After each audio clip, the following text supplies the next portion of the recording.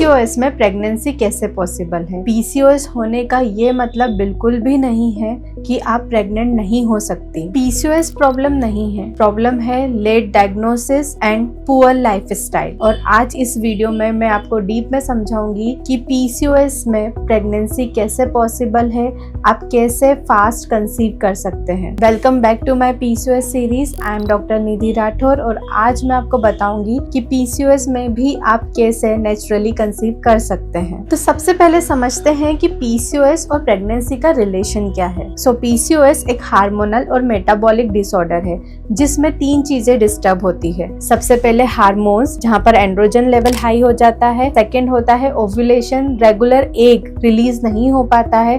Third होता है metabolism, जिसमें हमें इंसुलिन रेजिस्टेंस देखने को मिलता है। जब ओव्यूलेशन इरेगुलर हो जाता है तब नेचुरली प्रेगनेंसी कंसीव करने के चांसेस कम हो जाते हैं, लेकिन इसका मतलब ये नहीं है कि आप इनफर्टाइल हो। और पीसीओएस के केसेस में कंसेप्शन डिले इसलिए ही होता है क्योंकि एक टाइमली रिलीज नहीं होता है। नॉर्मली आपकी साइकिल 28 से 35 दिन की होती है, लेकिन पीसीओएस के केस में ये साइकिल 40 से 60 डेज की हो जाती है। और कभी कभार ऐसा भी होता है कि एक रिलीज हो ही ना। जी हाँ, पीसीओएस के केसेस में हमें एन ओव्यूलेटरी साइकिल भी देखने को मिलती है। एन ओव्यूलेटरी साइकिल का मतलब होता है कि ब्लीडिंग तो हुई है लेकिन इस साइकिल में एक रिलीज नहीं हुआ है। तो अगर हम पीसीओएस के केस में किसी भी तरह इस ओव्यूलेशन की प्रोसेस को फिक्स कर दे तो प्रेगनेंसी के चांसेस अपने आप बढ़ जाते हैं। अब हम बात करेंगे पीसीओएस के उन सिम्टम्स की जो प्रेगनेंसी को अफेक्ट करते हैं। और अगर आपको वो सिम्टम्स है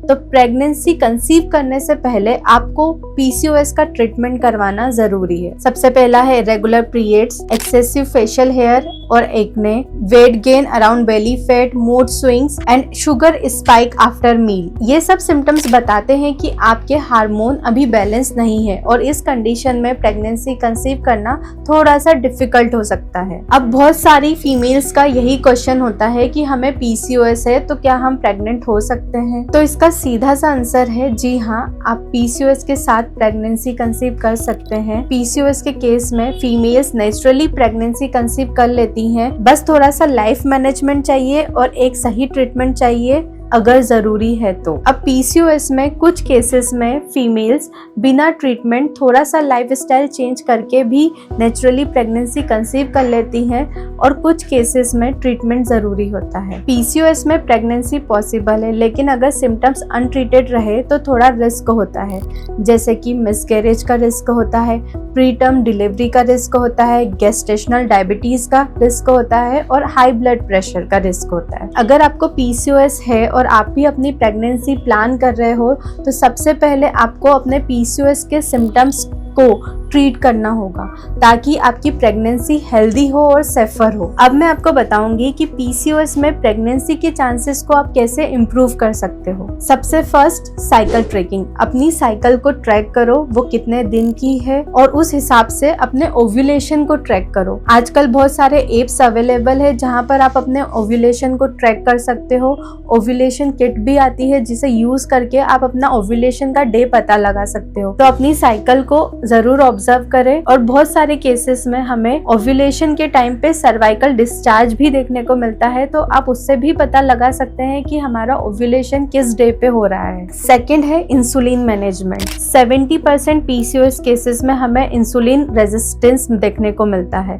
इंसुलिन हार्मोन को आपको मैनेज करने के लिए अपनी डाइट में कार्ब का पोर्शन कम रखना है, प्रोटीन का पोर्शन अच्छा रखना है। और पीसीओएस में सिनेमन वाटर बहुत हेल्पफुल होता है, तो आप सिनेमन वाटर नाइट में जरूर लें और मॉर्निंग में आप सोक्ड आलमंड्स और वॉलनट्स ले सकते हैं। ये आपकी फर्टिलिटी भी बूस्ट करता है और साथ ही साथ आपको हार्मोन बैलेंस में भी हेल्पफुल होता है। Third, stress reduction. स्ट्रेस से जो कॉर्टिसोल हार्मोन रिलीज होते हैं वो प्रेगनेंसी कंसीव नहीं होने देते हैं, इसलिए बहुत जरूरी है कि अगर आप प्रेगनेंसी प्लान कर रहे हैं तो आप अपने स्ट्रेस को मैनेज करें और कुछ ऐसी हैबिट्स डेवलप करें जिससे आपका स्ट्रेस मिनिमाइज हो, जैसे योगा, मेडिटेशन, वॉकिंग या फिर जो भी आपकी हॉबी हो आप वो फॉलो कर सकते हैं। फोर्थ है हेल्दी वेट। अगर आपका वेट ज्यादा है और आपको प्रेगनेंसी प्लान करना है तो आपको 5 से 8% अपना वेट रिडक्शन जरूर करना है, ताकि आपके हार्मोन बैलेंस हो जाए और ओव्यूलेशन प्रॉपर टाइम पे हो। And the last one is sleep hormone balancing. ये मेरे हर वीडियो में मैंने आपको ये बताया है कि अगर आप 10:30 बजे सोते हैं